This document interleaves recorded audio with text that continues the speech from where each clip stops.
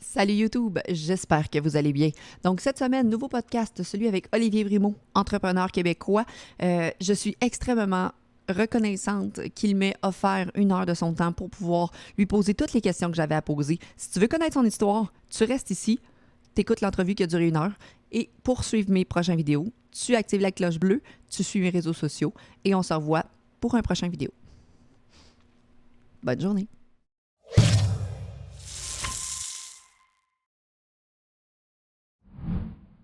Merci d'être là, gang. Merci, Olivier, d'avoir répondu positivement à mon appel. Appelle excusez. Très Ah, c'est pas. gentil. Ah, Ah oui, oui. excuse-moi. Non, non, tu peux manger, tu peux faire. Moi, je considère que tu es un humain comme tout le monde. Puis justement, je vais te demander, Olivier, il fait quoi dans sa journée? Il doit pas arrêter une seconde. Non, j'ai travaillé toute la journée en plus aujourd'hui. Euh, hmm, Malgré la COVID. Ouais, c'est ça. Ouais, c'est ça. Dans le fond, je m'occupe. Fait que vu qu'il n'y a rien à faire, ben, je travaille plus. Fait que c'est ça, je passe le temps mort à travailler, qui est une qualité ou un défaut, là, ça dépend pour qui. Là. Fait que... Ouais, tu dois être très, très, très occupé. Fait que tout le monde l'entend, tout le monde le voit. What's up, Oli, DJ Pod, tu te dis bonjour. Tout le monde te dit bonjour. Fait que je commence, j'ai beaucoup de questions pour toi. J'ai acheté ton livre en passant. Il est super intéressant, facile à lire. Oui, pas long. En plus, genre 2 heures, C'est 2 heures et demie. ça. Mettons, tu bois une beach day, 3 heures. Là, oui, il se Ça. lit bien. Puis ça, justement, ça explique un petit peu tout ce que je vais raconter avec toi ce soir. Fait que je vais te poser des questions, puis je vais y aller rondement. Mais si les gens veulent vraiment apprendre à connaître Olivier Primo, ben ils peuvent aller l'acheter. Je sais qu'il est hors stock sur Amazon. Non, non, il est back in stock. Là. OK, il est back in stock. OK. Hey, Miss, tu peux aller l'acheter, il est back in stock. Il y a des gens qui voulaient Ouais. l'acheter ce soir. Euh, Il est vraiment, depuis le mois de. Mais dans le fond, depuis qu'on est tombé en pandémie, j'ai comme fait un méga rabais dessus pour que le monde puisse le lire pour pas cher. Fait qu'il est genre en bas de 10$, je pense. 9,95. Exactement. Moi, je l'ai eu à ce prix-là. Fait que j'ai couru Voilà. l'acheter. Fait que je veux savoir, Voilà. Olivier, je commence. Je veux savoir ton âge, si tu as des études, et puis tu viens de quel endroit? 35 ans, j'ai un secondaire 5 puis un début de cégep, puis je viens de Sainte-Martine. Parfait. Puis à quel âge tu as pensé à commencer à avoir une business à toi? Euh, Ça a commencé très tôt. J'avais genre une business à moi, là. À moi, on s'entend, là. Non, non, c'était à moi, mais je sais pas, c'est pour les plus âgés, là, un peu de mon âge, là. Mais je pense que ça existe encore, puis ça revient à la mode, là. Tu sais, les fameuses pailles, là, en genre de cire, là, avec soit de la poudre dedans ou du Ouais. jus, de je sais pas quoi, là. Je faisais ça, moi, quand j'étais en secondaire 1, peut-être, même sixième année. Puis je prenais des pailles à l'épicerie de mon père, puis je remplissais ça de, de poudre à Jello, puis je De vendais poudre ça. d'Angelo, hein, tu en as parlé dans ton livre, je l'avais vu, fait que tu as commencé là. Commencé, commencé jeune. Puis à quel âge tu t'as dit, là, je veux avoir un beach club parce que je sais que tu t'es associé beaucoup avec ton frère pour démarrer cette aventure-là. Oui, À quel oui. âge que tu t'es dit, bon, ben, je vais aller vers un profil entrepreneurial qui va faire en sorte que je vais développer une business? Ça a quand même été tardivement. Habituellement, là, entrepreneuse moyen, là, ça commence à genre début vingtaine. Tu as des petits side jobs, puis tu sais déjà ce que tu veux faire. Là, comment je présente ça comme projet là, de vie. Là. Ben, moi, je suis un entrepreneur depuis que je suis né avec mon père. Là, fait qu'on on a développé des épiceries, toute la famille ensemble. Mais mon projet à moi, là, puis avec mon frère et mon père, ça a vraiment été à 28, j'ai 35, ouais, 28, début 29 à peu près. J'ai OK. comme 180 une carrière complète, puis c'est ça. C'est pas toujours facile, mais je le regrette pas pantoute. Non, mais c'est ça, je l'ai lu dans ton livre et il y a eu beaucoup d'investissements, puis il y a beaucoup d'investissements de la part, oui, de ton père, mais c'est que tu as essayé du plus possible que ton père, oui, te start avec ça, mais après, toi, tu t'es pas assis sur ça, tu as voulu aller chercher plein d'artistes, puis tu as voulu aller justement investir toute l'aide que ton père t'a donnée au départ. Exact. Ben, dans le fond, un beach club, ça se finance pas par la banque, là, juste pour ceux qui pensent à partir d'un beach club. Je ne veux pas vous décourager. Fait que dans le fond, j'ai demandé à mon père d'être un peu ma banque. Fait que ça a été une belle entente, mais mon père a trippé sur le projet, fait qu'il a embarqué avec nous autres. Puis à partir de là, c'est parti en fou. Puis encore ben là, aujourd'hui, je vais en dire encore aujourd'hui. Encore, mettons, aujourd'hui, en tant que pas de temps de COVID, là, il est là à tous les jours, c'est lui qui prépare tout le terrain et tout ça. Fait qu'il aime bien ça. Il s'est comme découvert une deuxième carrière, là, en fin de carrière, lui, il avait 5 ans, il va avoir 60, fait qu'il avait 54 ou 55. Fait que ça lui a donné un petit deuxième souffle. OK. Puis comment t'as pris ça quand le monde. Parce que ton livre, c'est vraiment. Tu l'as dit, là, c'est juste pour rire du titre. Parce que le monde te donne beaucoup de hate par rapport à ça. Parce qu'il pense que ton père t'a vraiment starté. Comment tu gères le hate par rapport à tout ça? Oui, exact. Ben, mon père, dans le fond, ben, oui, il m'a aidé. Là, puis tu sais, je viens d'une famille d'entrepreneurs. On est la troisième génération, là, mon frère puis moi. Puis on a beaucoup, beaucoup On dit souvent qu'on a beaucoup de malaise, puis de jalousie, puis tout ça. Là, les Québec, ben, by the way, c'est comme ça partout sur la planète. Là. Avec les gens qui ont de l'argent, mais c'est pas vraiment avec les gens qui ont de l'argent qu'on a de la jalousie ou du mépris ou de la non-connaissance, là, comme j'appelle. C'est vraiment avec ceux que sont nés avec une cuillère d'argent dans le cul, là, comme que je dis, là, parce que oui, je suis né avec mon père qui avait de l'argent avant moi, mais on a vraiment de la misère avec ça. On dirait parce que j'ai mon père avant moi que j'ai pas le droit de réussir. Mm-hmm. Sauf que c'est pas. Eux autres, ils ne voient pas toute l'énergie, le temps que tu mets, tous les projets que tu vas, tu sais, d'aller pousser. Le monde ne le voit pas, ça. Tu as raison, mais en même temps, je vais toujours me faire dire ça, puis je m'en fous. Je le dire depuis que je comprends, ça veut dire quoi. Mais en fait, là, puis ce que je viens de te dire là, ça fait pas longtemps que je l'ai réalisé. Tu sais, au début, je pensais vraiment que le monde avait de la misère avec l'argent, mais c'est pas ça du tout. C'est le fait que les gens sont fâchés ou jaloux, ou peu importe, que des parents aident leur enfant. Puis c'est sûr là, qu'ils ne partent pas à zéro, là, je le sais. Là. Mais tu sais, je connais beaucoup de monde, puis je suis sûr qu'il y a plein de monde qui nous écoute, qui connaissent beaucoup de monde, que leurs parents ont de l'argent, puis les enfants ne réussissent pas autant ou peu importe. Moi, je travaille depuis que j'ai 5-6 ans, puis j'exagère pas quand je dis ça. Là. Je travaille depuis que j'ai 5-6 ans, puis que je réussisse ou pas, je n'ai pas de pression de dépasser ou d'être moins bon que mon père ou égal à mon père ou peu importe, on est comme ça. Non, tu es très reconnaissant dans ton livre. Tu dis tout le temps, tu es reconnaissant de ton père qui s'appelle Dominique en passant, qui justement t'a aidé, t'a poussé dans tout ce que tu veux entreprendre comme projet. Puis c'est ce qui est beau parce que je comprends pas les gens qui jalousent ça. Je veux dire, tu as la possibilité de faire des choses que tu aimes, d'amener le monde à aller dans les plus gros festivals québécois. Tu sais, je veux dire, c'est juste positif, ça, là. 100%, mais en même temps, il y en aura toujours qui vont me dire mérite, peu importe, mais garde ça, à un moment donné, il faut que tu passes à côté. Années, il y a beaucoup de monde qui me disent tu as une grosse carapace, blablabla, mais il faut que les gens comprennent, surtout ceux qui sont beaucoup suivis, il faut qu'on comprenne que les gens qu'on lit négativement, c'est toujours les mêmes. C'est toujours le petit pourcentage qui prend le temps d'écrire et qui se pense bien cool dans son sous-sol là, de sa grand-mère, là, dans son demi-sous-sol, là, puis il est bien fort derrière la caméra. Fait que, non, mais c'est vrai. Oui. On parle de ça. Puis là, dernièrement, avec le truc de Danny Turcotte, tout le monde en parle, puis tout ça, vu que c'est une personnalité plus, comment je pourrais dire ça, plus de médias traditionnels, on en parle beaucoup plus que lui, il ne peut pas se faire écœurer, puis que lui. Mais les personnes d'opinion comme moi sur le web, moi, on peut m'écœurer, puis m'insulter, puis me traiter de tous les noms, puis c'est pas grave parce que moi, j'ai le droit, puis mon père est riche, mais je suis content, ça commence tranquillement à. Puis les gens, même dans les commentaires, tu le vois, là, les gens sont ta gueule. Qu'est-ce que tu veux qu'il fasse? Moi, là, exemple, là, moi, mon père est là avant moi. Qu'est-ce que tu veux que je dise? Non, papa, aide-moi pas. Genre, je veux qu'il m'aide parce que ça fait partie de ça. Puis c'est comme ça qu'on transmet l'entrepreneuriat dans des familles. Puis c'est comme ça partout sur la planète. Tu sais, le taux de transmission entre la deuxième et la troisième génération dans l'entrepreneuriat, c'est là qui est le plus difficile à passer. Là. C'est la coche qui est très, très difficile parce que souvent, c'est des grosses entreprises que tu passes, comme mon père.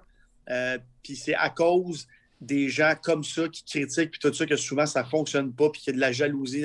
La famille, comment je pourrais dire ça, se sépare à cause de l'argent, puis tout ça. Puis nous autres, on est chanceux, ça va super bien, puis on travaille. C'est notre projet, c'est pas mon projet, c'est nos projets, tout le monde ensemble, fait qu'on aime ça. C'est ça qui est beau. Puis je veux savoir, ta vie privée versus ta vie publique, comment tu fais pour gérer ça au quotidien? Ma vie privée est un peu. Comment je pourrais dire ça? Ma vie privée est publique dans le sens que je montre ce que je veux montrer. Ouais, ça, tu l'as écrit, je l'ai lu. Comme il y a des questions que je ne poserai pas à soir. Exactement.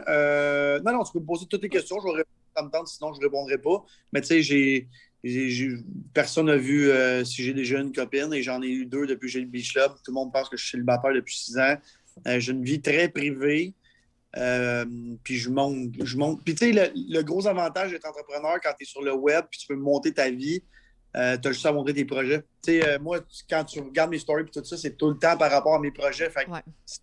c'est parce que tu veux voir mes projets. Tu sais, je suis une pancarte ambulante de publicité, mais de mes propres projets. Fait que je suis pas gêné par tout de le montrer. Puis les gens qui aiment l'entrepreneuriat, ben, ils me suivent pour ça. Puis ceux qui n'aiment pas ça, ben, regarde, ils me suivent pas, puis c'est tout. That's it, exactement. Puis tu l'as dit, le monde qui t'aime, ben, ils vont te suivre. Puis quand quelqu'un lâche vraiment un hate par rapport à toi, tu dis les gens vont m'appuyer parce que ceux qui m'aiment ils vont continuer. Les autres, ils vont éventuellement lâcher parce que ça, c'est de mettre de l'énergie dans rien, dans le fond. Là. C'est exact. Puis c'est drôle parce qu'il y a énormément de personnes qui ne m'aiment pas pour aucune raison en passant. Qui consomment mes produits, qui vont dans mes événements, puis ils m'aiment pas. C'est correct, on peut pas aimer tout le monde. Moi, tant que tu aimes le produit que je te vends ou que je fais, moi, je suis bien content. Là, c'est Peace, Love and Beach Everyday là, de mon côté. Que tu m'aimes ou tu m'aimes pas, moi, ça me passe 100 par-dessus la tête.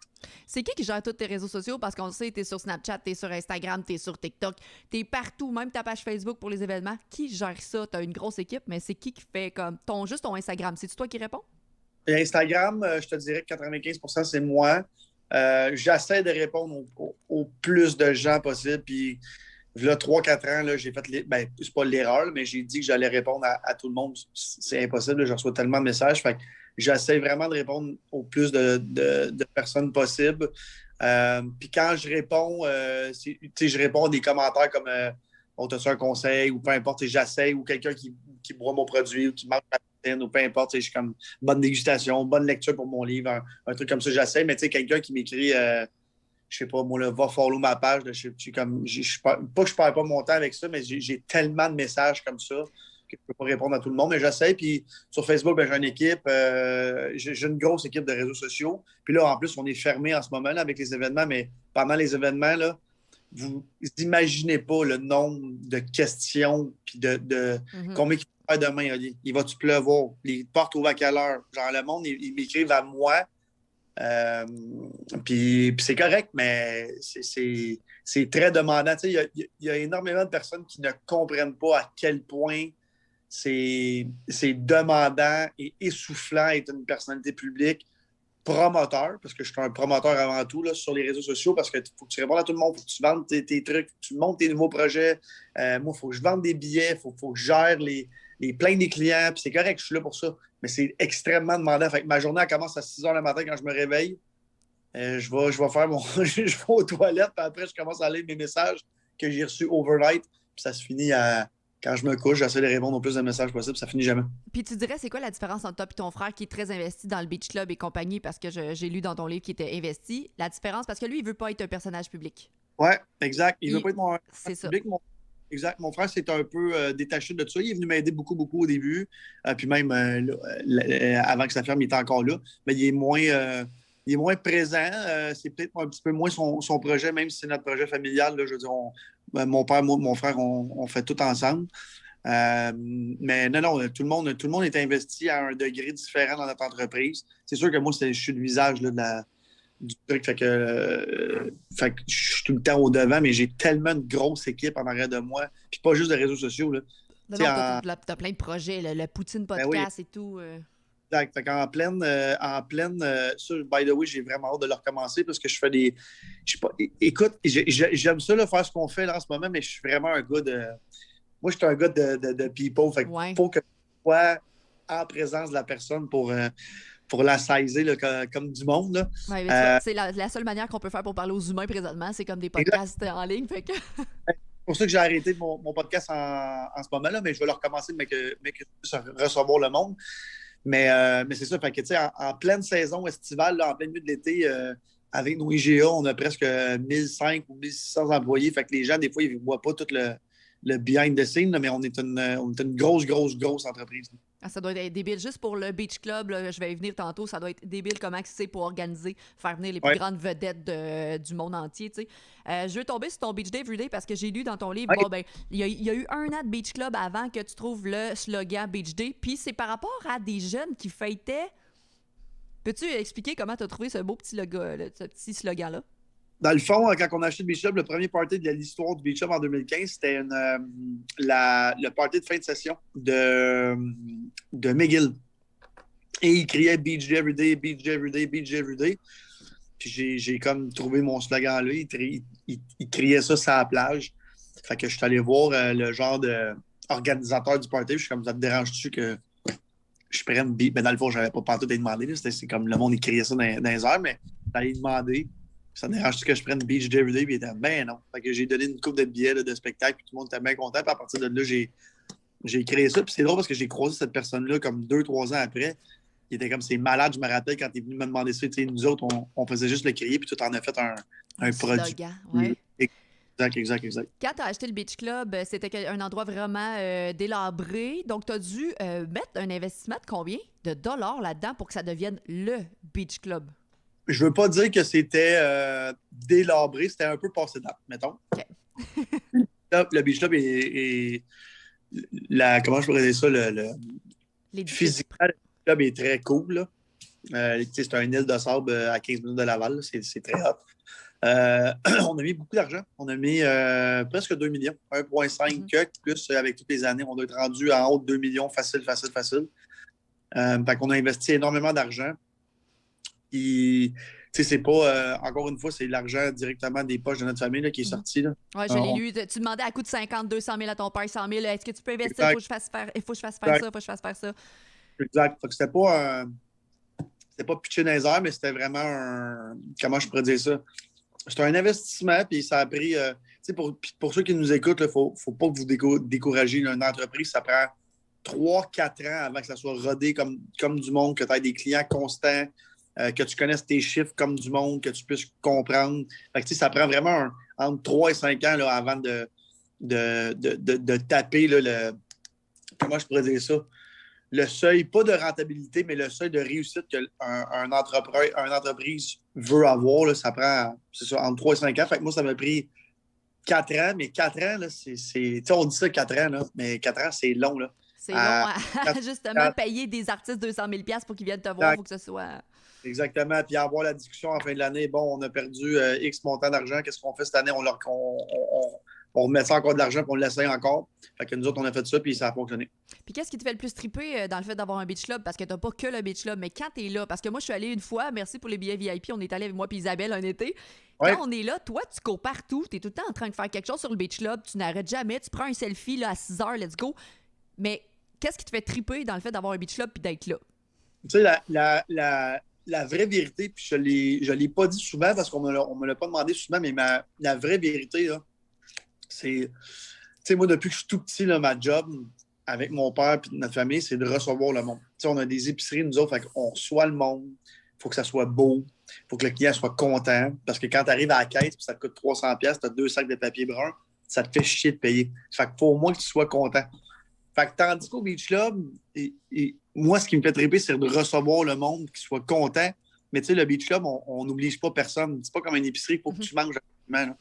Fait que, tu sais, moi, tous les gens qui arrivent au Beach Club sont contents, sont heureux, ils veulent être là. Fait que moi, là, ma paye, c'est ça. Oui, on fait tout ça pour l'argent, mais je peux faire bien d'autres choses là, pour l'argent, bien plus payant que ça en passant. Puis j'aurais pu faire de l'immobilier, puis tout ça, puis ça aurait été bien fun, puis bien payant. Mais là, c'est payant, puis en plus de ça, le monde sont reconnaissants, puis moi, je trouve ça malade. Voir du monde sourire là, pendant 4-5 heures, là, sur le bord d'une plage à Pointe-Calumet, là, c'est un beau cadeau. Comment ça se passe quand tu vas aller chercher un DJ puis tu veux contacter? T'as-tu une équipe qui va contacter ces DJ Oui. all around the world? OK, fait que c'est pas toi nécessairement qui va aller les chercher. Non, on a quelqu'un à l'interne qui fait ça. Puis là, c'est sûr qu'avec les années, j'ai maintenant des très bonnes connaissances là, dans l'artistique comme ça. Écoute, je peux pas dire que j'ai des amis, mais tu sais, mettons, on prend comme Martin Garrix, on s'écrit souvent, quand il vient à Montréal, on chill ensemble, il vient chez nous, tu sais, l'année passée, il est venu 2 jours chez nous, fait que pendant les 48 heures, puis ou un petit peu plus que ça, qui est à Montréal, on se parle, il est au Mexique, il m'invite à venir, mais tu sais, tu te fais des amis comme ça un peu partout à travers la planète, puis tu sais, je veux dire, moi, Garrix, Daddy Yankee, tout ça, on est des humains avant tout, là, puis c'est juste qu'on un peu spécial. Fait que, oui, tu te fais des contacts et tout ça, mais c'est pas moi. C'est pas moi qui écris Garrix, tu viens de jouer à une prochaine. Il faut que ça soit professionnel, on passe par leur agence, c'est quelqu'un qui fait ça en interne. Il faut que ça soit faut que ce soit professionnel parce qu'après, tu perds le contrôle. Puis c'est quel le DJ le plus gros au monde, là, d'après toi, que tu as reçu au Beach Club? Tiesto, tu l'as reçu plein de fois, Tiesto, là, mais... Ouais, Tiesto, écoute, puis je veux pas... Tiesto, ça, c'est une autre personne que j'aime beaucoup, là, qui est rendu un adepte du Beach Club, qu'on se connaît très bien. Écoute, il n'y a pas un DJ plus gros qu'un autre. C'est sûr que Tiesto de ce monde, puis... Hardwell. Exact, mais Hardwell aussi est une bonne connaissance. Je pense que les deux plus gros shows qu'il y a eu au Beach Club, DJ, là, je parle DJ, pas artiste, tout confondu, c'est vraiment Tiesto et Martin Garrix, c'est deux showmen hors du commun. Puis ils ont tellement aimé ça. Tu sais, Tiesto a fait son enterrement de vie de garçon au Beach Club. Pas beaucoup de monde le savent. Là, voilà, dans le fond, l'année avant qu'on ferme la COVID, il est venu, il a fait flyer en jet tous ses amis un peu partout à travers le monde, puis il a fait son enterrement de vie de garçon au Beach Club. Il aurait pu la faire partout sur la planète, puis il l'a fait chez nous parce que c'est sa place. C'est le Beach Club, puis il aime ça, puis il est bien. Fait que non, c'est deux shows. Garrix et Tiesto, c'est deux shows. C'est très hot. Et là, depuis que c'est fermé, depuis le confinement, depuis le COVID, c'est sûr qu'on espère tout le temps que ça rouvre. Là, bon, 2021. As-tu des nouvelles de ça, de quand est-ce que ça pourrait rouvrir, ou tu te mets dans la tête, gars, je focus sur mes autres projets avant de focuser sur le Beach Club et tous tes autres festivals?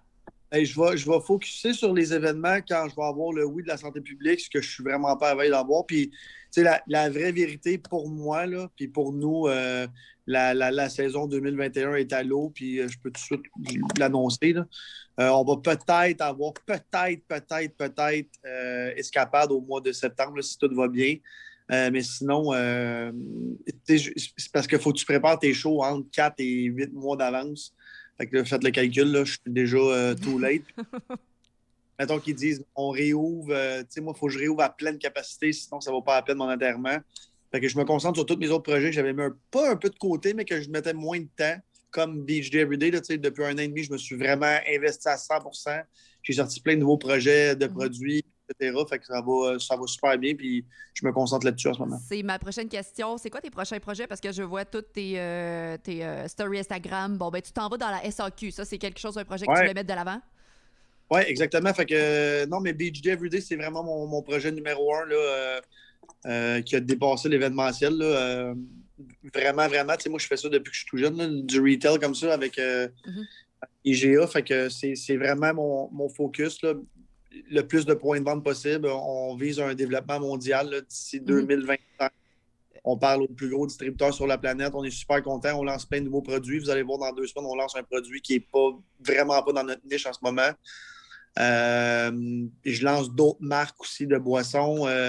J'ai de la bouffe, j'ai des restos qui s'en viennent, mais Beach Day Everyday est 99% de ma business en ce moment. Puis vous allez voir, là, d'ici le mois de septembre, il va y avoir des énormes annonces. Puis je pense que les Québécois qui me suivent depuis le début vont être bien contents, vont pouvoir participer à tout ça. Fait qu'on est là-dessus en ce moment-là. Et tu peux-tu m'expliquer pourquoi et comment ça fonctionne dans une entreprise? Quand je m'en vais au IGA tantôt puis je prends la dernière fucking Berry Blast, pourquoi il n'y en a plus sur les tablettes? Explique-moi. Bon, mais premièrement, on a un produit qui se vend énormément, même en plein milieu de l'hiver. Puis dans les grosses compagnies comme ça de breuvage, parce que moi, c'est Labatt qui fait ça, fait que c'est eux qui ont Budweiser, Corona, Bud Light, là, en tout cas, ils ont presque toutes.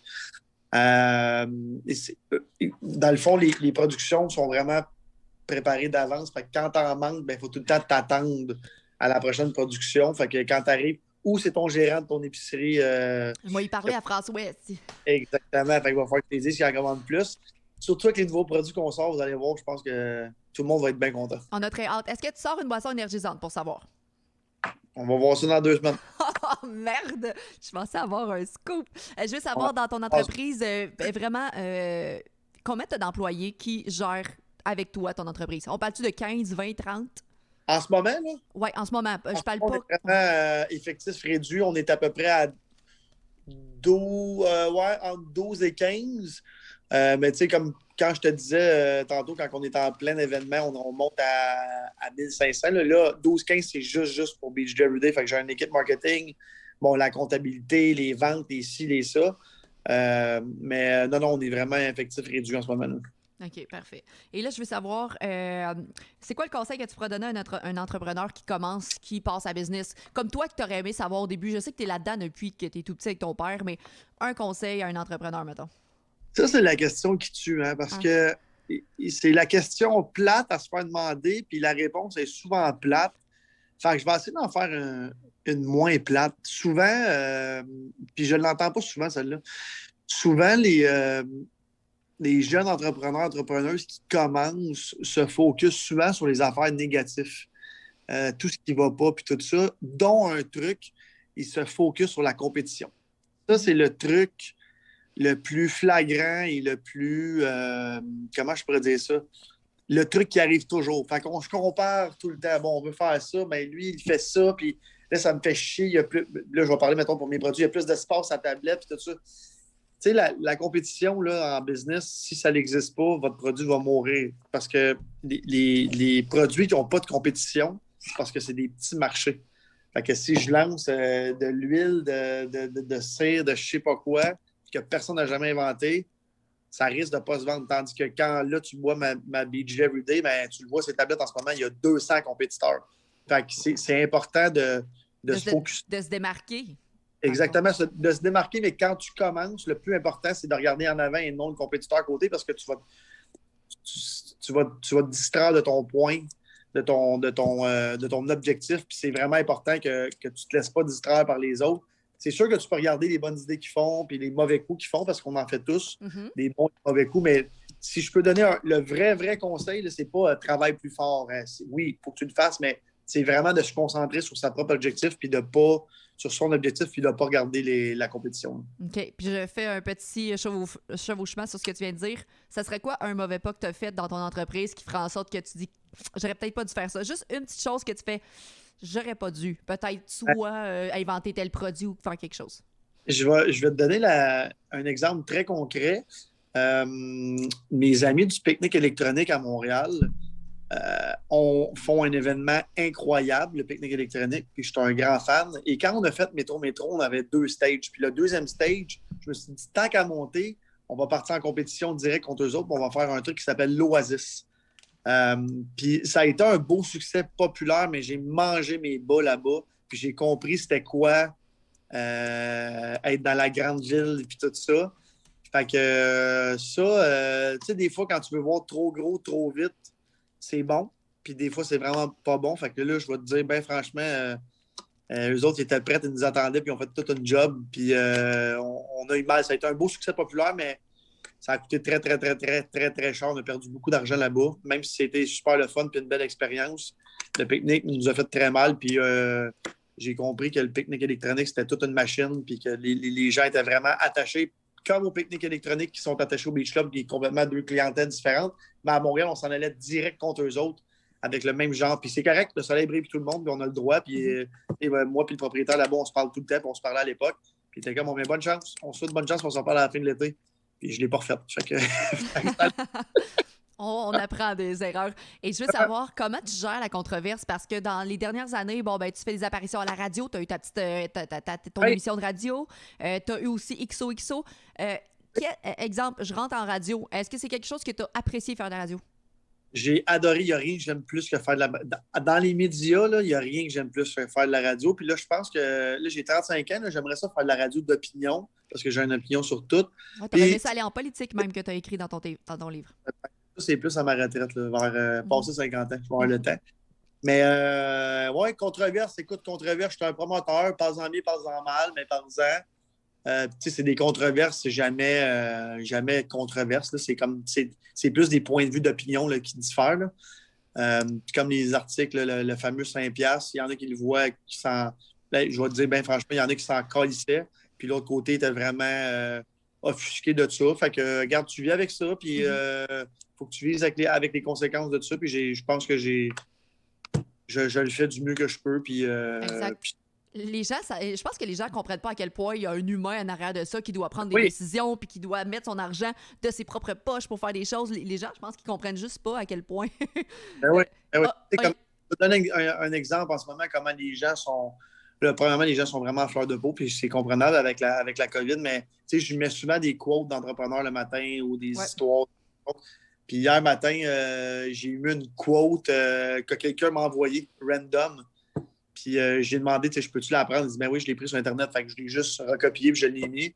Puis là, je me réveille un matin, je suis tagué sur Twitter, tu as volé la quote d'un ancien président des États-Unis. J'étais comme, OK, là, c'est beau, revenez-en, là, genre, c'est low, là. Fait que c'est ça, faut que tu vives avec les fameux haters, les personnes qui t'aiment pas. Mais, tu sais, moi, je me demande souvent, là, à part le Canadien de Montréal qui sont un sport, fait qu'on a d'autres critiquer, je comprends pas comment les gens prennent le temps d'aller écrire sur les réseaux sociaux des choses méchantes par rapport aux autres personnes. Ça, ça- ça me rend fou dans le sens que je comprends pas à quel point il faut être rien à faire comme.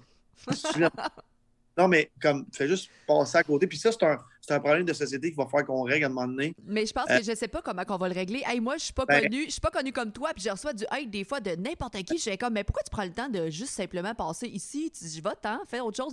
Fait que j'imagine pas toi qui est connu, qui met tout sur les réseaux sociaux, qui a des business qui sont florissantes. Pourquoi tu prends le temps de, tu sais? ben, c'est ça. Fait que les gens, ben, regarde, il y en a qui sont malheureux aussi. Puis il y en a qui sont jaloux, purement jaloux. Puis c'est bien correct qu'ils ont le droit. Mais moi, je Ouais. m'en fous.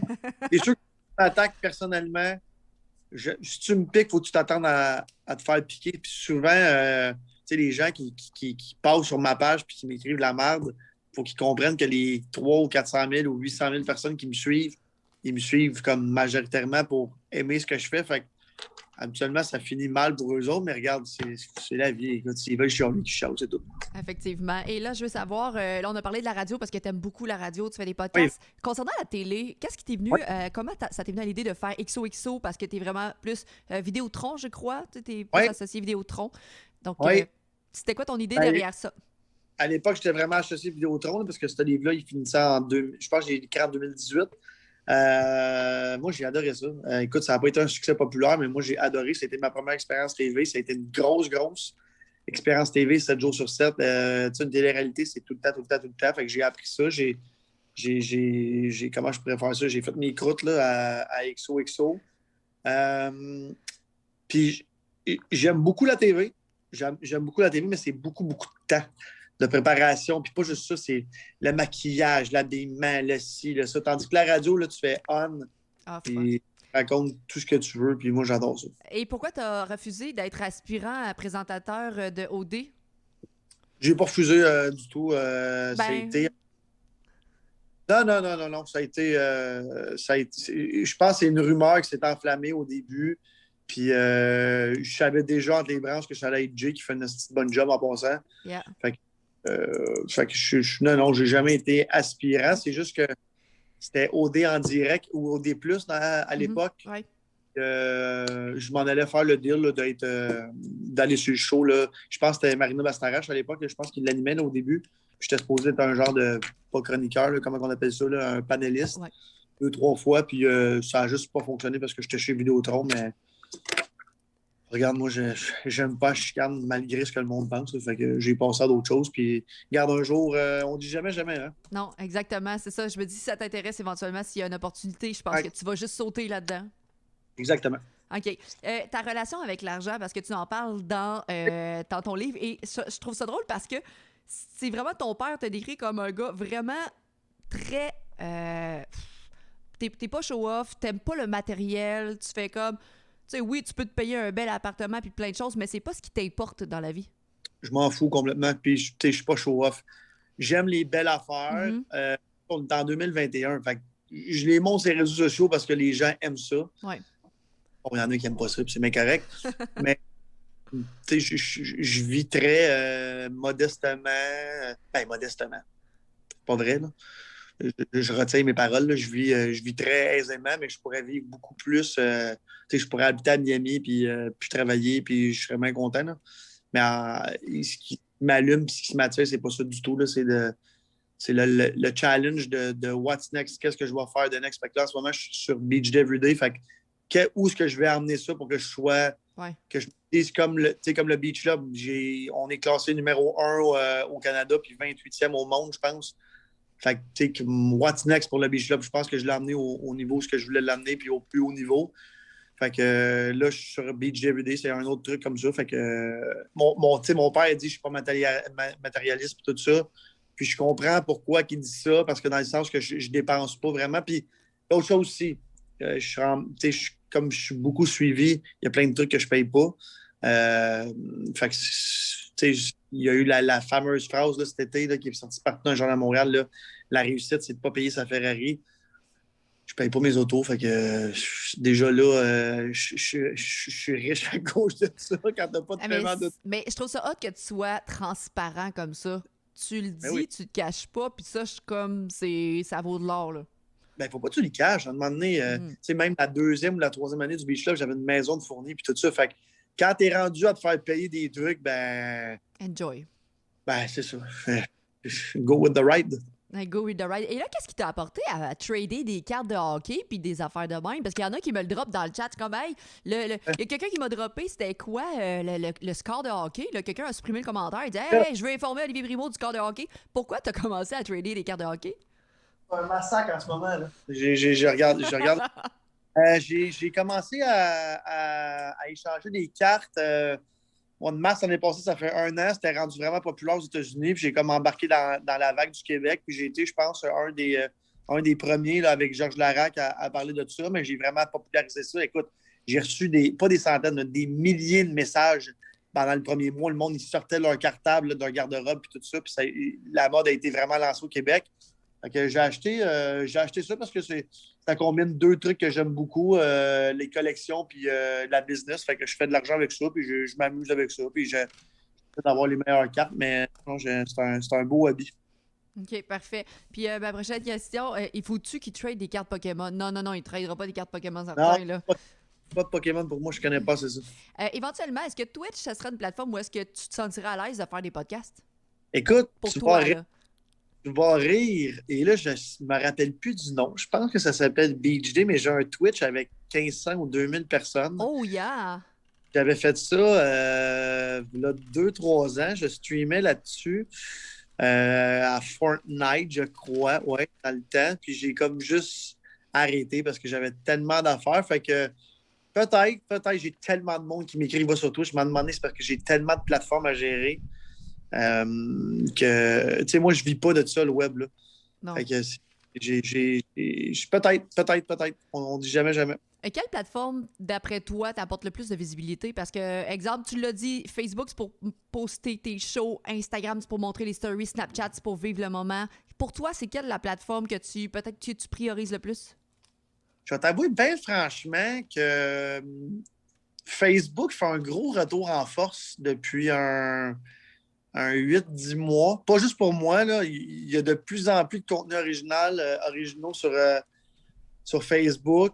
Le plus de visibilité, je pense que c'est Facebook. Et même si je suis extrêmement suivi sur Instagram, c'est pas du tout la même chose. Puis quand j'avais mon blog qui n'est pas fermé en passant, là, je vais le rouvrir un jour. Là, je suis là-dessus en ce moment. Là. C'était fou. Là, je faisais, je pense, 7 millions de pages vues par semaine. Là, fait que c'était quand même une énorme plateforme. Mais ouais, je pense que c'est encore Facebook. Je sais que les plus jeunes sont moins là-dessus. Mais TikTok est bon aussi de ce temps-là. TikTok est bon. TikTok, ouais. Toi, tu fais juste des trucs drôles ou tu partages des trucs drôles?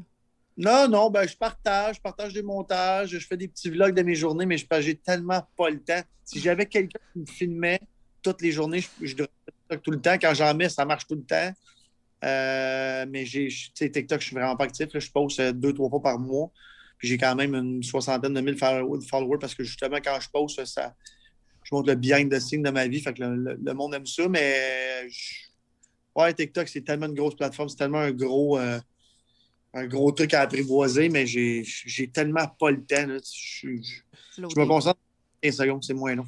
Là, c'est les gens, si vous avez des questions pour Olivier, posez-les dans le chat. Je les note, puis parce que je ne veux pas le garder pendant 2 heures ici. Il y a eu une grosse journée. Fait que je continue à mes questions. Posez-les, puis je les pose. Je veux savoir, dernièrement, vous avez fait l'acquisition d'un nouveau IGA. Est-ce que toi, tu fais partie de cette acquisition-là? Est-ce que tu as mis toi-même des sous? On fait partie parce que c'est la famille, encore une fois. Comme je le dis tout le temps, là, c'est toujours la famille qui investit. Fait que mon père, mon frère et moi. Je m'investis là. Écoute, je suis allé aider mon père 2 semaines au début, là, puis en plus, c'était en pandémie, fait que j'avais le temps. Mais non, c'est vraiment lui. Puis on a un partenaire là-bas qui s'appelle Jonathan Grieco, là, qui est notre directeur des opérations, qui gère tout ça pour nous autres. Mon père est là souvent, là, il est là au day-to-day parce qu'il aime ça beaucoup. Mais non, moi, c'est pas l'opération, je m'en occupe pas, mais j'ai fait ça pendant 20 ans. Fait que je le connais comme le bout de mes doigts. Là. OK. Question, processus de création d'un produit, on retombe dans ton produit Ouais. vodka SAQ. Est-ce que ça prend du temps? Depuis combien de temps tu travailles pour développer ton produit, pour le sortir sur les tablettes? SAQ, ça fait 8 mois. Fait que les gens, des fois, ils Ah! ont 2 semaines, là, mais c'est très long. Puis surtout, moi, je travaille avec des grosses compagnies, fait qu'ils ne surveillent pas sur un dizaine. Puis, tu sais, il faut savoir que la boisson, c'est pareil comme le linge. La collection de l'automne est faite l'hiver d'avant. Ouais. Fait que notre collection, nos nouveaux produits qui sortent là, dans 3 semaines, là, début avril, Wow. c'est le mois de septembre. Là. Fait que c'est vraiment beaucoup, beaucoup de temps. Là. Est-ce que c'est que toi, ben pas que toi, tu as une équipe, mais toi, tu dois goûter le produit, tu dois l'aimer parce que c'est ton image. Exact. Je goûte à tout. C'est souvent moi qui fais même les recettes. Comme là, le nouveau produit qu'on lance, c'est moi qui ai développé toutes les recettes parce qu'on va lancer un autre prêt à boire qui ne s'appellera pas Beach Everyday. Là. Vous allez voir ça dans les semaines à venir, dans les mois à venir. Fait que non, c'est du développement. Puis là, j'arrive, puis c'est drôle. Excusez, c'est drôle parce que mon graphiste dans mon équipe, souvent, il me dit, Chris, je passe dans toutes les couches tard, puis je le sais que c'est moi qui ai dessiné la canette. Fait que c'est quand même spécial. Produits 100% québécois qui viennent juste d'ici, même si le nom est anglophone. Tout est fait ici, c'est produit à la salle, tout est fait ici, fait que c'est quand même plaisant de voir ça. Je veux savoir tes restaurants Slice Gang éventuellement. Hey! Quand est-ce que ça commence? Quand est-ce que ça sort? Même si les critiques Google disent que c'est mauvais, on y a pas goûté encore. C'est quand même fou. Hein. J'avais 1500 avant même. Je pense pas. Puis sérieusement, je pense pas que j'ai jamais vu, puis tu me confirmeras là, ou non, j'ai jamais vu un restaurant faire parler autant de lui sans être ouvert. J'ai jamais vu ça. Ça s'en vient. On a commencé le premier, là, ils ont en construction à Sainte-Thérèse. On va en ouvrir 1, 2, 3, 4, 5, 6, d'après moi, d'ici le mois de juillet. On va être aussi en grande surface, en dépanneur avec nos produits dérivés. Fait que déjà là, on va avoir la sauce, les pointes de pizza à l'unité puis tout ça. Fait que ça va être un beau projet, mais notre année, là, vraiment notre grosse année Slice Gang, ça va être 2022. Là, on est vraiment dans une année de test de transition. Là. T'as-tu attendu de voir si ta poutine allait pogner? Non, pas en tout. Non. Ma poutine, la poutine, ça, c'est un autre truc. Là, j'ai bien du monde qui dit ta poutine goûte la merde, mais même comme je veux dire, c'est de la poutine au micro-ondes. Tout le monde respecte par le nez. Là. C'est comme si tu t'attends à manger une poutine de ta patate préférée, je veux dire, t'es pas mon client cible. C'est une poutine à 3,49 que tu fais cuire à 10h30 le soir. Là. Personnellement, je la trouve très bonne. Tout le monde dans mon chat à soir faisait comme « Elle est fucking bonne, nanana. Je le sais qu'elle est bonne, je la mange tout le temps aussi. » Fait. C'est pas différent qu'une pizza pochette. Là. Je veux dire, c'est du produit congelé puis que moi, je trouve très bonne. Encore une fois, un produit 100% québécois, tout développé ici. Tous les ingrédients sont ici. Fait que la poutine congelée, je l'ai faite parce que c'est un hype puis j'avais été dans les premiers à faire la poutine congelée. Mais je ne m'attendais pas à un succès aussi gros. Puis les gens l'aiment. Les gens qui l'achètent, ils l'aiment. Fait que je suis bien content. Parfait. Ton plus grand rêve que tu as présentement concernant tes business? Tu as quelque chose que tu aimerais accomplir? C'est vraiment Beach Everyday. Vraiment l'exporter, voir où est-ce que je suis capable de l'amener là, en grosseur. Fait que, dernièrement, on a vu les gourous de ce monde être rendus publics, qui veulent être partout, puis tout ça. Fait que je pense que c'est notre prochaine étape là, de voir à quel point on peut devenir gros là-dedans. Puis là, c'est cool, on s'en va. On va être en Ontario, on va être dans l'Ouest, on est en train de négocier avec les États-Unis, le Mexique, l'Australie, l'Amérique du Sud. Fait que, on a bien hâte, mais c'est encore une fois, c'est pas des trucs qui se font en 2 mois, là, c'est sur des années. Je vais vous donner un exemple. Mettons, aux États-Unis, là, ça fait depuis octobre qu'on parle, puis on parle pour début mai 2022. Là. Fait que, c'est... Exact, c'est des étapes vraiment longues parce que c'est des grosses business, c'est beaucoup de dollars investis, c'est du gros marketing, c'est de la production. Tu ne rentres pas aux États-Unis avec 200 canettes, il faut que tu en ailles à l'infini. Fait que c'est tous des gros projets comme ça que j'ai en ce moment puis que j'ai le temps de me concentrer. Fait que, ouais, pourquoi pas Beach Day Everyday all around the world. All around the world. En tout cas, moi, quand j'en prends dans mon spa, le monde font comme « Est-ce qu'on peut en avoir en France, s'il vous plaît? » Ben, j'ai dit peut-être un jour. Justement, on parle avec une grosse famille en France qui aimerait beaucoup exporter des Beach Day Everyday, mais je ne suis pas encore rendu là.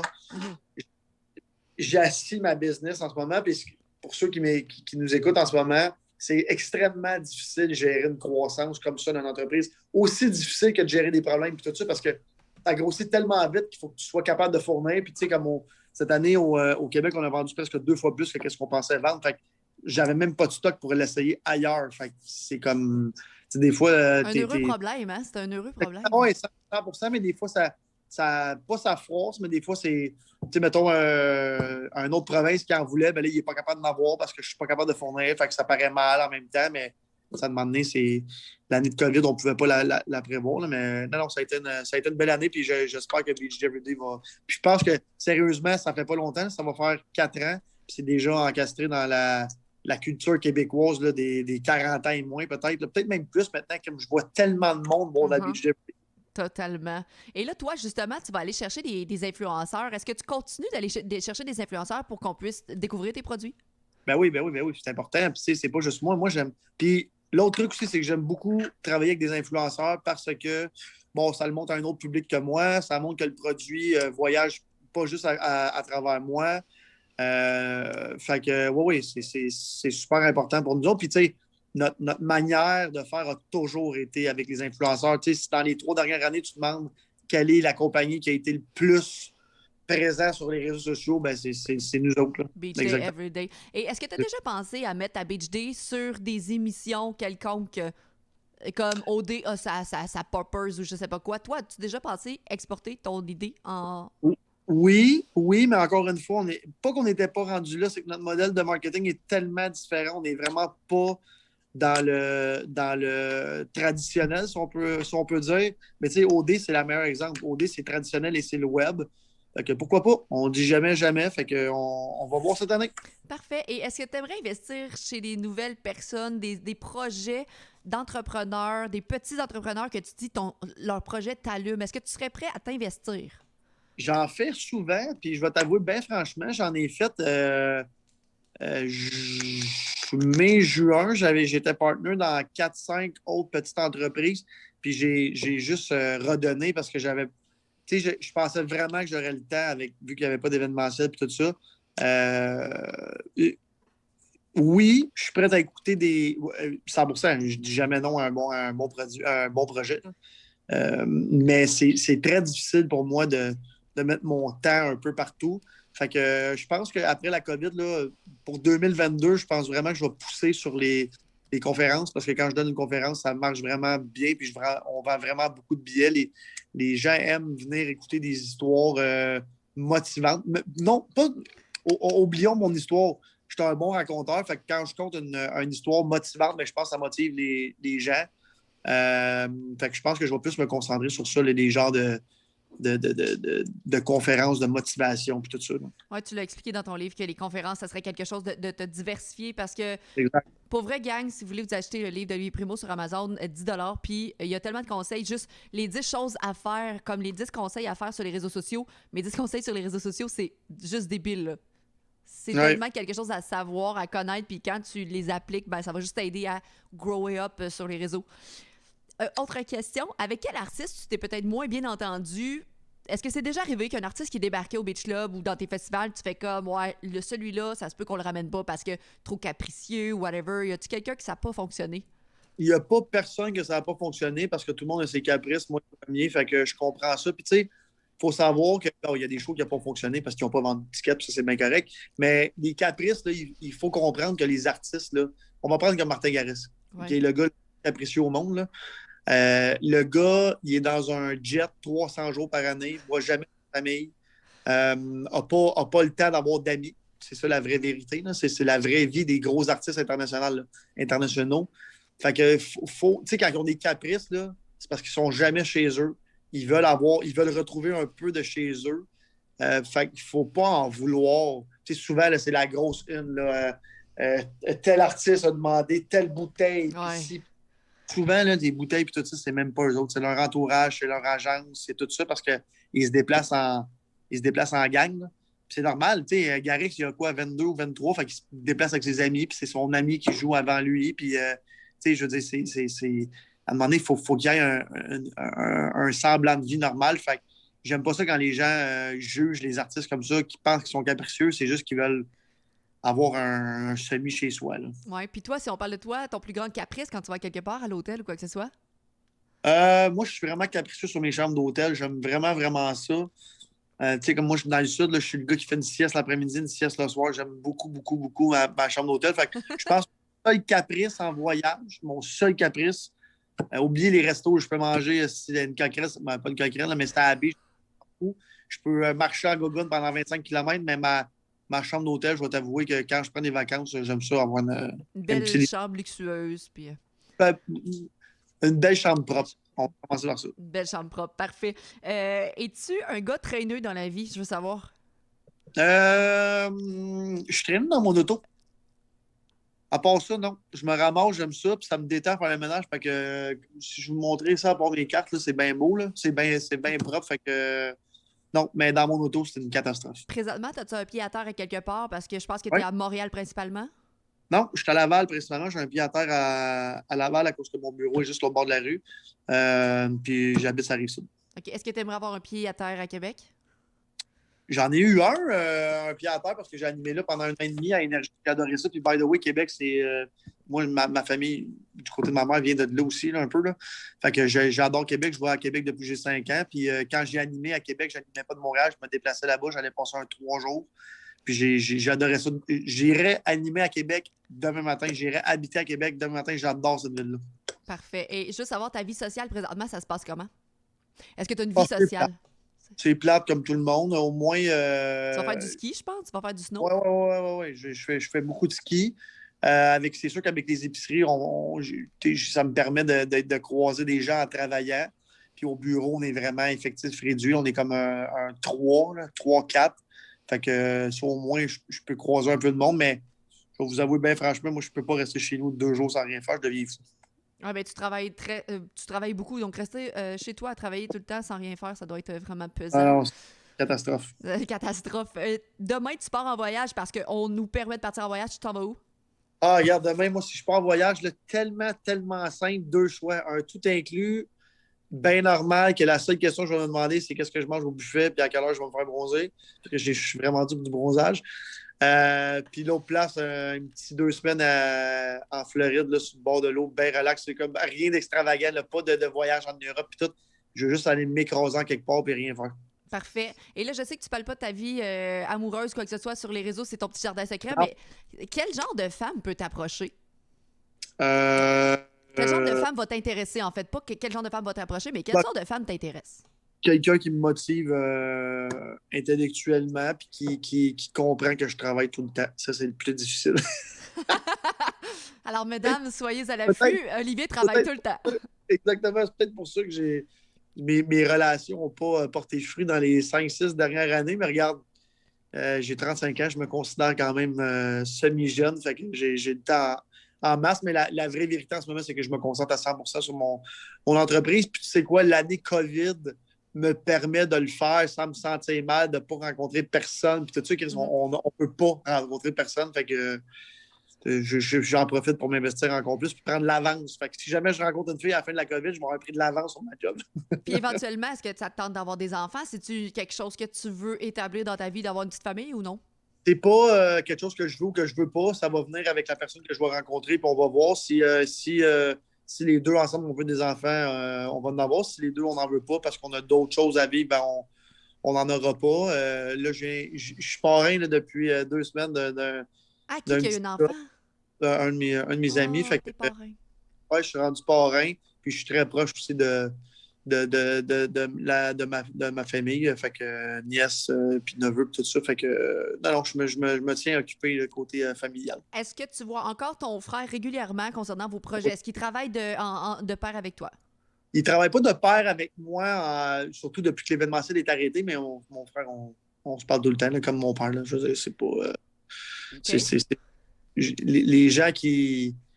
Les gens comprennent. Tu sais, mon frère, c'est mes 2 meilleurs amis. Là, fait que, on travaille ensemble, puis on est frères et pères de sang. C'est excellent. Et là, ta beach day préférée, je veux savoir laquelle tu préfères par rapport à toi, là. Écoute, moi, je pense que c'est Sangria. Moi, j'aime bien Sangria. Mais là, vous allez voir. Là, je lance des. Oh, la poutine, ben oui. Je lance les nouveaux produits que je vais lancer. Je pense que ça va exciter énormément de personnes. Ça fait longtemps qu'on me le demande. Ben, je l'ai annoncé, là, peut-être un mois, là, on lance des Beach Day Everyday sans sucre. Hey, ça, les Fait que gens me l'ont demandé dans le chat, fait que ça l'arrive vraiment pour vrai, là. ça arrive dans 3 semaines ou un mois. Ben, c'est pas sans sucre, dans le fond, là, c'est 3 grammes de sucre. Fait que c'est sans sucre, là. Ben, Pour quelqu'un qui n'a pas d'alcool, 3 grammes de sucre, c'est mini. Là. ben, Ça, c'est dans les canettes normales, il y a combien de grammes de sucre? ça, On c'est cherche. c'est pareil comme un Coke, ça. Je pense que c'est un petit peu moins qu'un Coke. Mais là, je pense que pour une grosse canette comme ça, je pense que c'est 29 ou 30 grammes de sucre. Ben, c'est pareil comme toutes les autres prêtes à boire, mais là, on s'en va dans le 3 grammes. Puis ça, je peux vous le dire tout de suite, ça, c'est la première à qui je vais le dire. Cette sorte-là, je vais l'avoir avec 3 grammes de sucre. Elle est incroyable.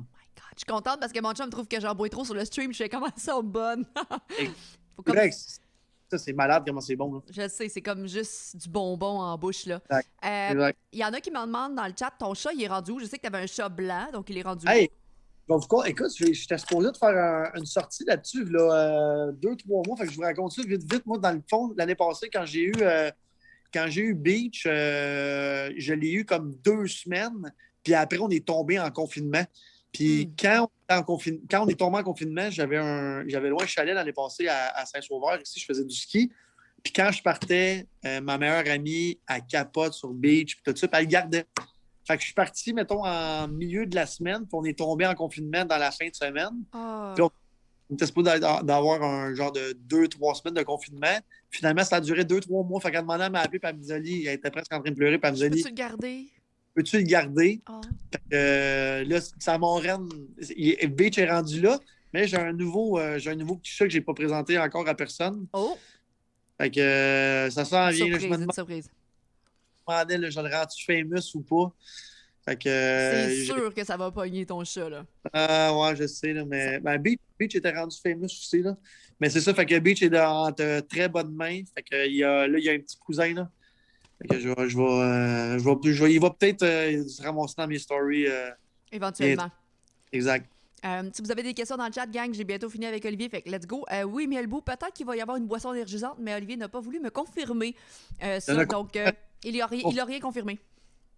Je ne confirmerai. Non, c'est ça. On va découvrir dans 2-3 semaines les produits qui vont sortir. Je veux savoir, dans un party que tu fais, mettons éventuellement, on retourne en party, tu bois-tu tes propres Beach Day ou tu bois d'autres choses? C'est-tu un gars de cocktail, un gars de bière? Pas tout, moi, je bois une petite bière en commençant. Mon drink préféré, c'est vodka soda avec un splash de Beach Day.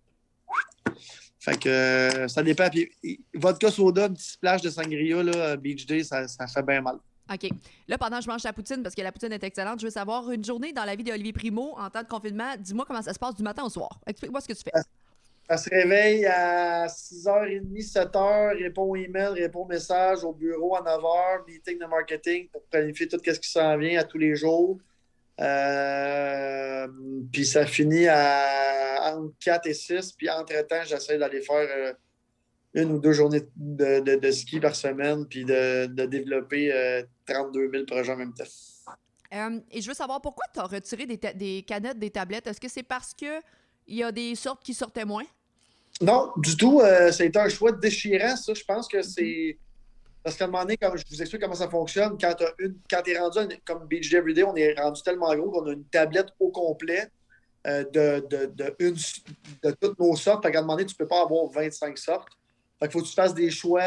Puis là, vous allez voir par quelle saveur que je vais remplacer melon d'eau et c'est orange qu'on a sorti. Ouais. Orange, qui est une de mes préférées aussi. Je ne dis pas qu'elle ne reviendra jamais, mais pour 2021, c'est les 2 saveurs qu'on a décidé d'enlever. Fait que le pêche revient, fait qu'il va remplacer une des 2 autres. Puis j'ai une saveur pour les amateurs de sucre qui va plaire à beaucoup de monde que je vais sortir. Puis quand je l'ai amené sur la table, tout le monde me regardait en voulant dire « OK, tu t'en vas là ». Fait que c'est un peu... c'est une saveur que aucune autre compagnie n'a, puis j'ai bien hâte de lancer. Oh my God, on a hâte de tous voir ça. Est-ce que tu prends des journées de congé off des fois où tu es un workaholic puis tu as besoin de travailler tout le temps?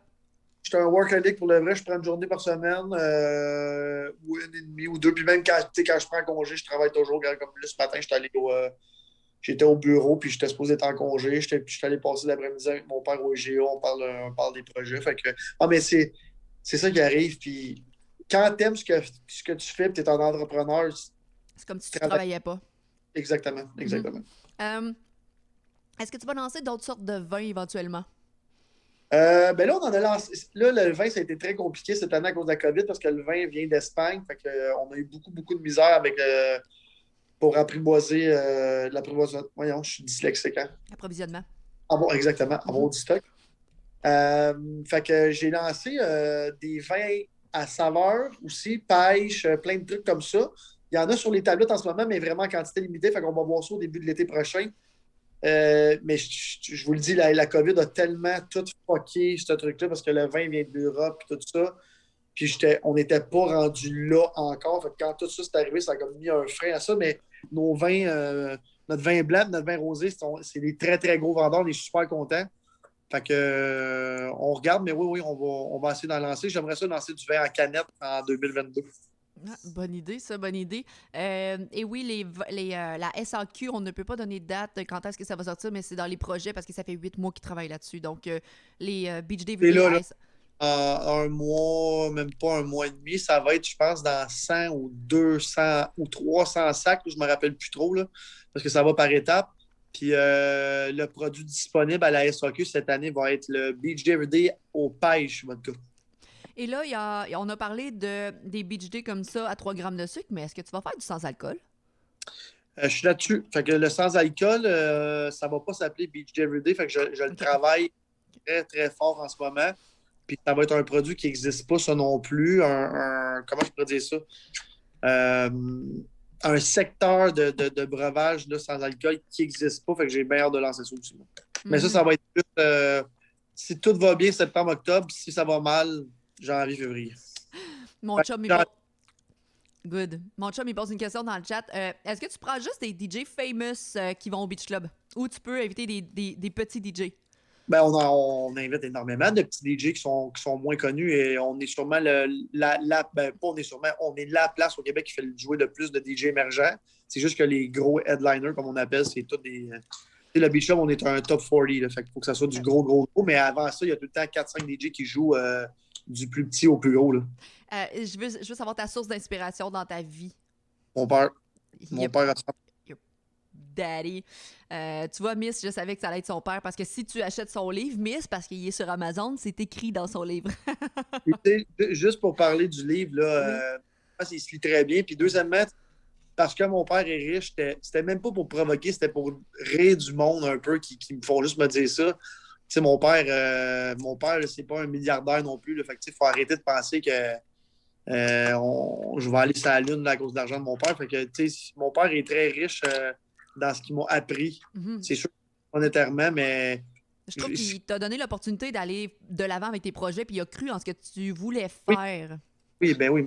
Mon père, de toute façon, il l'écrit dans le livre. Que tu me crois ou pas, une fois que j'ai commencé, je suis plus arrêtable. Fait qu'il est un peu dans la barre là-dedans. J'aime ça. Et il y a quelqu'un qui a posé la question sur le chat. On est 500 personnes qui te regardent. Fait que pour vrai, Ah, merci Oli ouais. d'être là ce soir. C'est fou, là. Pour vrai, c'est fou. Pourquoi tu as accepté de passer en podcast, mettons, sur une chaîne Twitch? Parce que je sais que tu passes pas beaucoup d'entrevues.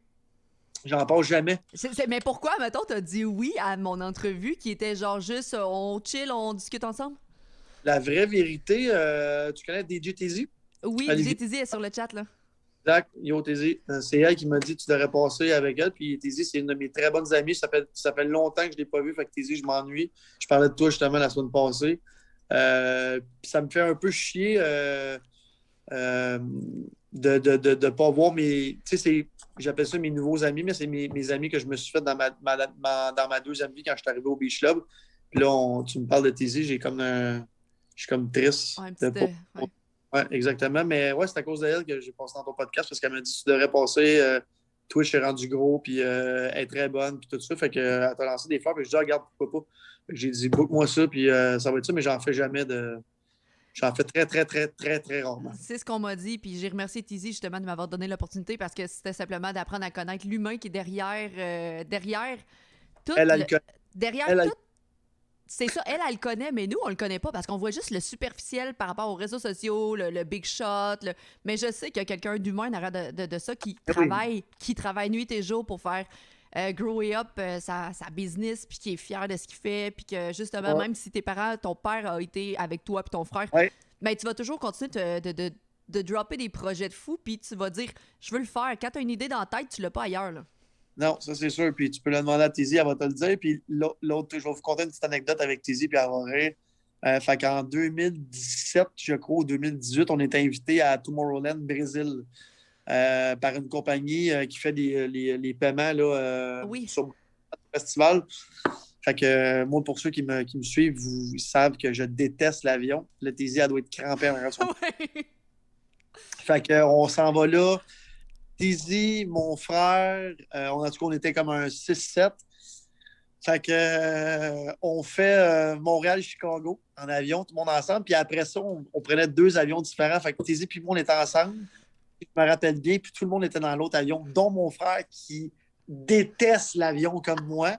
Puis là, on avait un vol de genre 9 ou 10 heures, ou même plus que ça. Fait que. Puis on faisait un genre d'aller-retour au Brésil. Là. C'était vraiment stupide comme voyage. On partait pour 48 heures, puis on venait. Fait que j'embarque dans l'avion à Chicago avec Tizi, puis là, elle est en train de. Je sais pas qu'est-ce qu'elle fait, elle est assise à côté de moi, puis là, moi, je suis là de même. Ah, ça me tente pas, ça me tente pas, puis ça me tente pas ça me tentait pas de décoller, puis tout ça. Fait que je regarde Tizi, puis je dis, ah, Tizi, je sors de l'avion. Là, elle regarde, elle est comme, ah ouais, on sort de l'avion. Puis là, on fait le tarmac, ils ont fermé la porte. Je dis, non, non, Tizi. Je dis à la fille, ramène-nous au door, je reste ici, puis je décalisse. Elle dit, mais non, tu peux pas faire ça, les autres ont décollé. Je dis, non, je peux pas voler, je suis en train de devenir claustrophobe. Fait qu'ils ont ramené l'avion à la gate. Non! Ils ont ramené l'avion à la gate. Ils ont vidé les bagages. Puis c'était, si je me rappelle bien, je pense que c'était Air Transat ou un truc de même. Ils ont été super gentils. Ils ont sorti mes valises. J'ai retardé tout le vol d'1 heure. Je me sentais vraiment mal. Puis Tizi puis moi, on a passé 2 jours à Chicago avant de revenir. On n'est jamais allé au Brésil. Mon frère m'appelle 12 heures plus tard. Moi, je suis couché avec Tizi à côté. On est en train de jaser. Puis mon frère m'appelle, il dit, ah, t'arrives-tu? Je suis rendu, j'étais à Chicago, je viendrai pas. Mais voyons, calme! Tizi puis moi, on a fait un 2 jours à Chicago. On est allé manger on est allé manger de la pizza, on est allé se photographier devant la bise, on était dans le pier, c'était bien, bien le fun, mais j'ai vécu bien les affaires avec Tizi. On s'est aimés, on s'est chicanés. Fait que c'est comme ma peur. Fait que, ouais, Tizi a dit RIP Tomorrowland Brésil, c'est Tizi. Ouais. Question dans le chat, est-ce que tu penses quoi du Fire Festival? Est-ce que c'est quelque chose que tu aimerais tenter?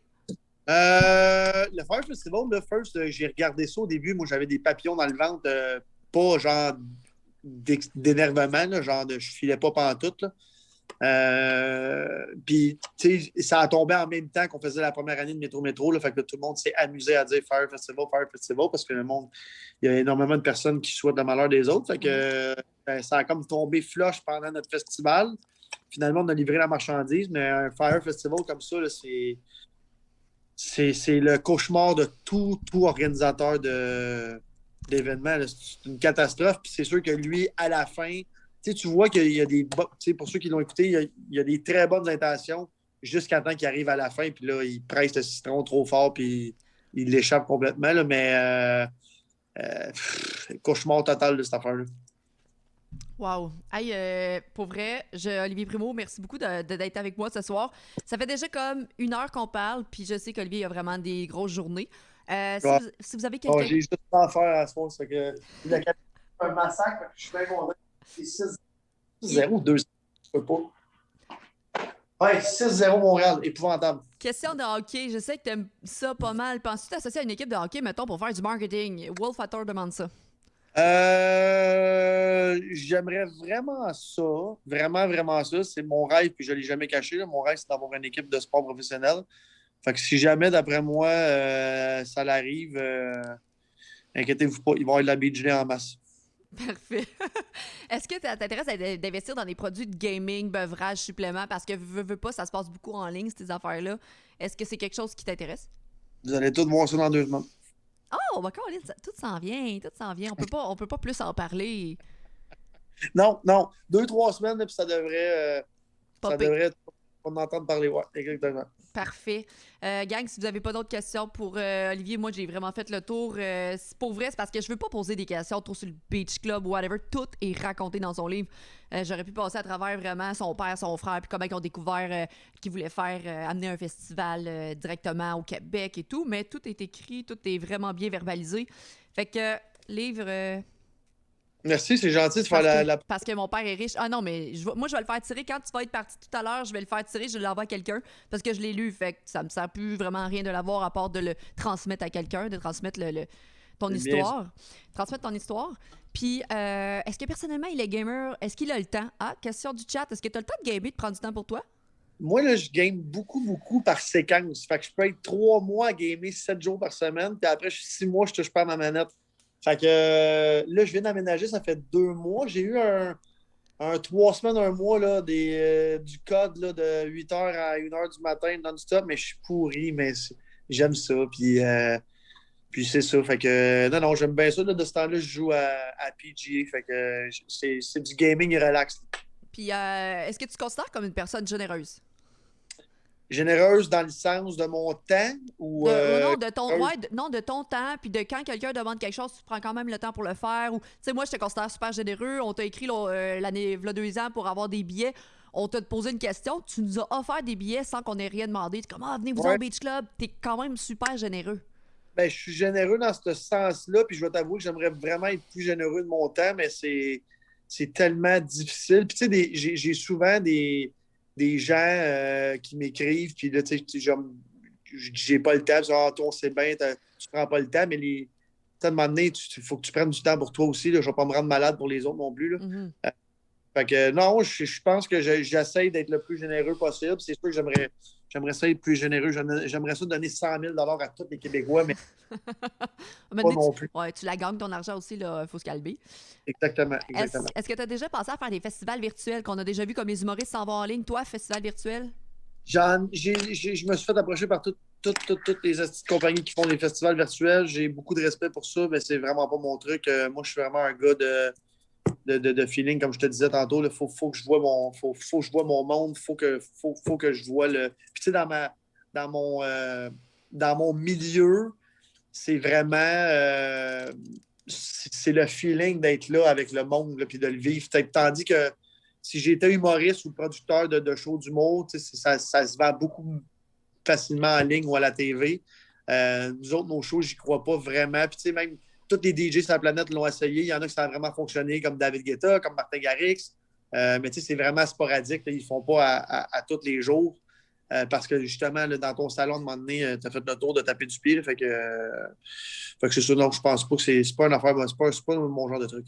Excellent. Et les gens dans le chat disent gros thumbs up, bravo pour ce que tu as accompli, une grande source d'inspiration pour plusieurs. Continue comme ça. Parce que je pense qu'il y a vraiment beaucoup de monde qui te supporte dans tout ce que tu fais malgré les haters, parce qu'on n'en a pas beaucoup parlé. Mon but, c'est pas parler du hate, c'est de parler de tout ce que tu as accompli, puis ce qui fait en sorte que tes business fonctionnent, puis que justement, tu t'accomplis en tant qu'entrepreneur québécois. Exact, on lâche pas. Yes. Fait que je remercie Olivier Primo. Merci beaucoup. Puis on a droppé ton Instagram dans le chat, puis si les gens veulent aller voir les prochains produits qui sortent dans 2 semaines, ben ils vont être là dans 2 semaines. Ça s'en vient. Yes. Bye, thank you, Oli. Merci, là. Bonne soirée. Bye. Bye.